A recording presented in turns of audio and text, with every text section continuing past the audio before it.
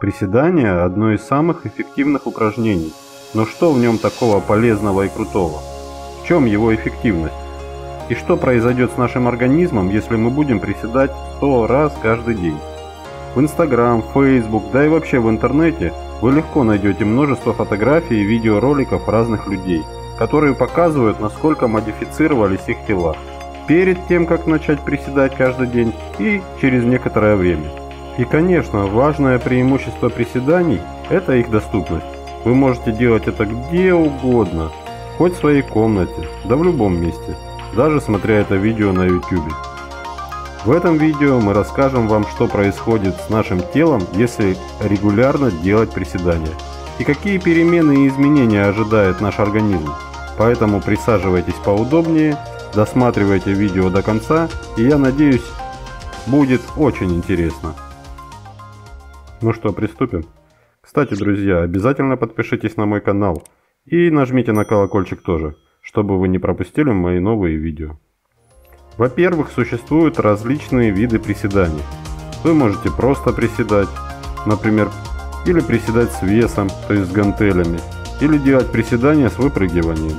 Но по большей части люди, которые устраивают себе такое испытание, как приседание 100 раз в день, приседают классическим способом.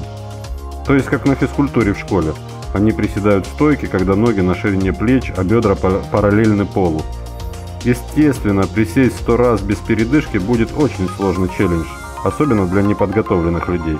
А посему, вначале люди, которые решили каждый день тренироваться и приседать по 100 раз, делают перерывы.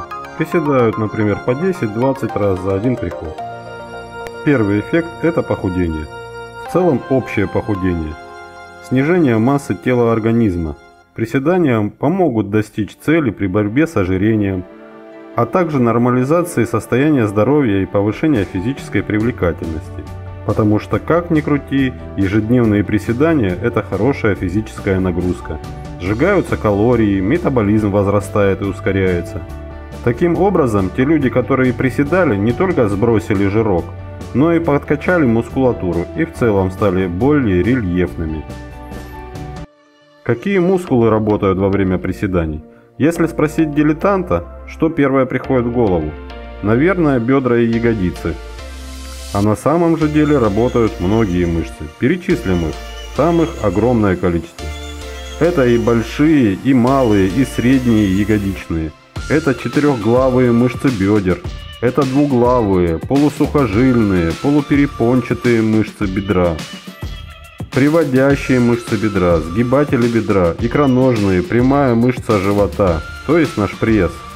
Косые мышцы живота, как их еще называют, боковой пресс. Поперечная мышца живота и мышца, выпрямляющая позвоночник, которая в районе поясницы. Половина тела по факту вовлечена в работу по приседанию. Так вот, главный эффект, который мы заметим, это укрепление всех мускулов, которые я сейчас перечислил. То есть не только ноги, но и в том числе даже пресс. Приседания обязательно будут влиять на рост мышечной массы. Мускулатура начнет выделяться, она станет заметнее. Именно поэтому так много фотографий людей до и после. Это полезно и потому, что бег и велосипед не влияют практически на рост мышечной массы. В то время как приседание – это уже более силовое упражнение. И оно будет оказывать хороший эффект на ваш внешний вид. Поэтому те люди, которые раньше не занимались спортом и поставили себе задачу каждый день приседать, уже через месяц будут иметь значительные эффекты во внешнем виде. Если они сделают фотографию до и после, то разница будет заметной.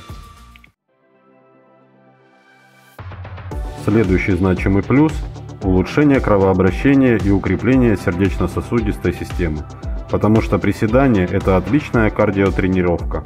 Благодаря этому упражнению повышается тонус сердечной мышцы, улучшается приток крови и к сердцу, и к периферии, а также в значительной степени будет улучшаться циркуляция венозной крови в нижней части тела, так как все-таки мы работаем ногами. Улучшение осанки. Приседания способствуют улучшению осанки, но, конечно же, с определенной оговоркой. Если мы их выполняем в правильной технике, не скрюченные, а с прямой спиной. С прогибом в пояснице. Как я уже говорил, приседания укрепляют поясничные мышцы. Это и будет нам помогать в деле с осанкой. Выносливость. У вас возрастет выносливость, потому что приседания очень здорово влияют на работу нашей дыхательной системы, увеличивают жизненный объем легких и в целом научат нас управлять и координировать наше дыхание. Опускаемся на вдохе, поднимаемся на выдохе. Это базовый принцип любой силовой тренировки, скажет вам тренер. Любое усиление мы делаем на вдохе, а любое расслабление на выдохе. И поэтому приседания будут полезны и для общей выносливости, и для нашей дыхательной системы тоже. Следующий момент – подвижность бедер и лодыжек. На самом деле регулярные приседания значительно улучшают подвижность наших ног. А если боль в коленях и пояснице появляется в результате малоподвижного образа жизни, приседание с правильной техникой поможет их вылечить. Идем дальше. Мышцы живота и поясницы. Как я уже говорил, не только ноги участвуют в наших приседаниях, но и кор. Кор – это мышцы живота и поясницы. Так вот, приседания отлично их прокачают, особенно если есть какой-то груз. Конечно же, если мы хотим приседать с весом в руках или со штангой на плечах, то здесь супер важно, ну просто очень-очень важно делать это с правильной техникой, потому что можно сильно оплошать. Приседание со штангой на плечах – это очень серьезное упражнение, которое необходимо делать под присмотром компетентного инструктора, либо опытного спортсмена, который вам персонально покажет, как это делать правильно, где вы, возможно, ошибаетесь, где необходимо технику улучшить. В общем, это очень серьезно, и я вас прошу, к этому делу подходите очень ответственно. Но есть и более безобидные модификации, например, приседания с выпрыгиванием. Так вот, такой тип приседаний очень здорово прокачает наш кор. Происходить это будет благодаря тому, что во время нашего тренинга потребуется участие мышц, стабилизаторов тела. Это интересно, потому что мы вроде бы как сознательно прессом и спиной не напрягаемся, когда приседаем, но тем не менее они участвуют активно, а крепкий кор очень много где нам пригодится. В том числе он будет очень полезен как метод снижения риска и профилактики травм спины. Различные типы приседаний или стили. И, конечно, обязательно нужно сказать про различные стили приседаний. Так, например, первый – это классический стиль приседания. Ноги расставляем на ширине плеч, руки вдоль тела. На вдохе мы отводим таз назад, сгибаем колени до прямого угла, либо до параллельного бедра к полу. И на выдохе возвращаемся в исходную позицию. Это классика. Следующий тип – это приседание плие. Здесь идет больше упор на ягодичные мышцы. Ноги мы расставляем сильно шире, чем ширина плеч. Носки разворачиваем наружу под прямым углом. Руки ставим на пояс. И также приседаем до параллели бедра к полу. Следующий тип – это приседание баланс. Используют его уже для повышения нагрузки. Приседание это выполняется так же, как классическое, но с одним нюансом. Одну из пяток мы приподнимаем, то есть одна нога также целиком касается пола, а другая нога только на мысках, пятка приподнята, и ноги таким образом чередуем. Следующий тип, о котором я уже рассказывал, это приседание с прыжком, либо с выпрыгиванием. Делается это для повышения интенсивности, а также для развития взрывной силы. Часто эти упражнения используют каратисты, бегуны, спринтеры, либо, например, люди, которые профессионально занимаются футболом, где нужно резко, быстро разогнаться.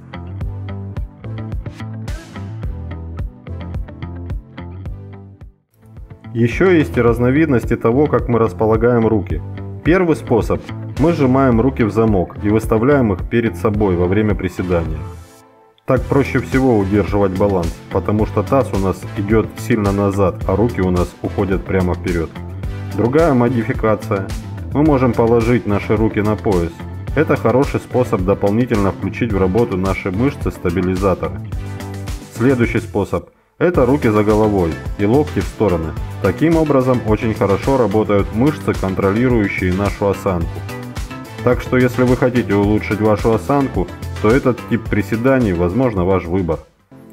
Кстати, друзья, напишите в комментариях, а как вы приседаете? Может быть, вы только планируете начинать приседать? Поделитесь своим опытом, как у вас проходит. Расскажите в комментариях. А сейчас я вам очень рекомендую посмотреть мое другое видео, где я рассказываю про пользу и вред каш. Это видео очень здорово дополнит то, о чем я рассказывал вам в этом ролике. Ведь спортсмены любят кушать каши. Ссылка на видео у вас только что появилась на экране, а также ссылку я оставил в описании. Обязательно посмотрите ролик, он будет полезным для вас. А если вам понравилось это видео, то ставьте лайк и подписывайтесь на мой канал. И увидимся с вами в других моих роликах. До встречи, друзья!